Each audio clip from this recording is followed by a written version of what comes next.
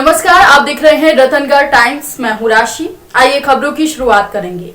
मध्य प्रदेश के गृह मंत्री और बंगाल में भाजपा के 57 सीटों के प्रभारी डॉक्टर नरोत्तम मिश्रा ने पश्चिम बर्धमान में आयोजित विशाल रैली को संबोधित करते हुए टीएमसी प्रमुख ममता बनर्जी पर जमकर निशाना साधा। उन्होंने कहा कि भगवान राम हमारे आराध्य हैं, हमारे रोम रोम में राम है, लेकिन ममता दीदी को राम उद्घोष से ही परेशानी है। जय श्री राम बोलने पर वो नाराज हो जाती हैं। डॉक्टर मिश्रा ने अपने उद्बोधन की शुरुआत करते हुए कहा कि आराम अगर चाहो तो आओ राम की तरफ, फंदे में अगर चाहो फंसना तो जाओ दाम की तरफ, खुशियों जो चाहे जीवन में आओ फूल की तरफ, और गलती से भी नहीं जाना तृणमूल की तरफ। इतना सुनते ही विशाल पांडाल जय श्री राम के नारों के साथ गुंजायमान हो गया। रैली को केंद्रीय गृह मंत्री अमित शाह के साथ अन्य वरिष्ठ नेताओं ने भी संबोधित किया। डॉक्टर मिश्रा ने कहा कि बंगाल की जनता ममता दीदी को अच्छे से जान गई है। माफिया साथियों के साथ मिलकर बंगाल को कंगाल करने वाली ममता दीदी के लिए विकास का मतलब उनके भतीजे की आर्थिक विकास, रोजगार का मतलब भतीजे और माफियाओं को लूट की छूट देना। ममता दीदी ने तुष्टीकरण के चलते दुर्गा पूजा पर ही रोक लगा दी थी। आज भले ही ममता दीदी बड़ी बड़ी बातें करें, लेकिन बंगाल की जनता उनके कुशासन को भूली नहीं है। टीएमसी के कार्यकर्ता मान रहे हैं कि टीएमसी का जहाज डूबने वाला है और यही कारण है कि आज आधे से ज्यादा चुनाव खत्म हो चुका है, तब बड़ी संख्या में टीएमसी नेता और कार्यकर्ता पार्टी छोड़कर भाजपा में शामिल हो रहे हैं। पूरे बंगाल में परिवर्तन की लहर है। नौजवान बीजेपी के साथ खड़े हैं। उन्होंने कहा कि संघर्ष के साय में इतिहास हमारा पलता है। जिस ओर जापानी चलती है उस ओर जमाना चलता है।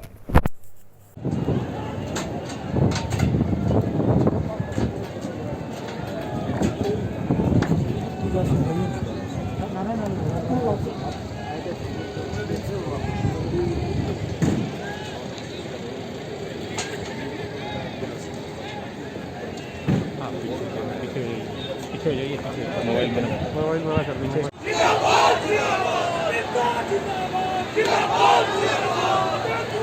तो उन्होंने सबसे पहले भारत माता की जय बुलवाया, ऐसा ही है ना? भारत माता की जय बुलवाया ना। और ये तृणमूल में थे तो ममता माता की जय बोलना पड़ती थी। कांग्रेस की सभा हो तो सोनिया माता की जय बोलनी पड़ती है। यही चुनाव है इस बार। चुनाव सिर्फ छोटा सा है, राष्ट्रवाद का चुनाव है या विदेशी घुसपैठियों का चुनाव है। रोहिंग्या परेशान है कि ममता दीदी हार रही है,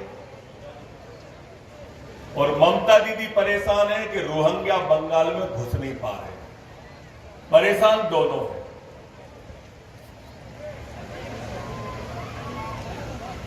हमारे बंगाल के लोगों के रोजगार ये विदेशी घुसपैठिए खा रहे हैं। बंगाल में बेरोजगारी इसलिए बढ़ी कि ये विदेशी घुसपैठिए जो है हमारी यहां का रोजगार खा गए। और इसलिए मित्रों, एक नवीन जी ने मुझे 4 लाइन लिख के दी थी कि आराम अगर चाहो तो आओ राम की तरफ, आराम अगर चाहो तो आओ राम की तरफ, और फंदे में फंसना चाहो तो जाओ दाम की तरफ, खुशियों को जो चाहो तो आओ फूल की तरफ, और कभी भी भूल के मत जाना तृणमूल की तरफ। 10 साल से सरकार में है, 10 साल से ममता बनर्जी जी हमेशा गरीबों को नारा देके, हमेशा गरीबों के उत्थान का नारा देके चुनाव लड़ती है। लेकिन चुनाव के बाद सबसे पहले गरीब को भूल जाती है ये ममता बनर्जी।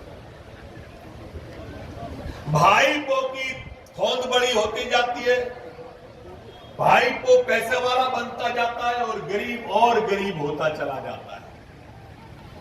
ये हालात बंगाल को कंगाल करने का हालात अगर किसी ने पैदा किए तो ममता बनर्जी ने की। मेरे मित्रों, कह रही है कि मैं सांडिल्य गोत्र की ब्राह्मण देके हमेशा गरीबों के उत्थान का नारा देके चुनाव लड़ती है, लेकिन चुनाव के बाद सबसे पहले गरीब को भूल जाती है ये ममता बनर्जी। भाईपो की थोंद बड़ी होती जाती है, भाईपो पैसे वाला बनता जाता है और गरीब होता चला जाता है। ये हालात बंगाल को कंगाल करने का हालात अगर किसी ने पैदा किए तो ममता बनर्जी ने किए। मेरे मित्रों, कह रही है कि मैं सांडिल्य गोत्र की ब्राह्मण हूं। चुनाव आता है तो ये सांडिल्य गोत्र की ब्राह्मण बन जाती है। राहुल गांधी दत्तात्रेय गोत्र के ब्राह्मण कोट के ऊपर जनेऊ पहनने लगते हैं। अब तो सोनिया माता भी अगर कोई नार्मदी ब्राह्मण बन जाए तो फिर मैं नर्मदा जी में स्नान करने चला जाऊंगा। ये हालत हो गई है इन कांग्रेस के लोगों की कि 7 साल पहले जो लोग हिंदू को आतंकवादी साबित करने में लगे हुए थे, वो सारे के सारे लोग अपने आप को हिंदू साबित करने में लगे हुए हैं। आजकल हिंदुस्तान के अंदर अद्भुत परिवर्तन है और यही परिवर्तन है। और आपके यहां की मुख्यमंत्री जो रोहिंग्याओं का साथ देती है, जो घुसपैठियों का साथ देती है, जो तुष्टीकरण की राजनीति करके बंगाल के रोजगार को खा जाती है, जो बंगाल के गरीब का गेहूं खा जाती है, जिन्होंने बंगाल के अंदर माफिया राज को स्थापित कर दिया, राजनीति का अपराधीकरण, ऐसा अपराधीकरण आपने देखा नहीं होगा जैसा ममता बनर्जी ने किया। अपराधियों का राजनीतिकरण और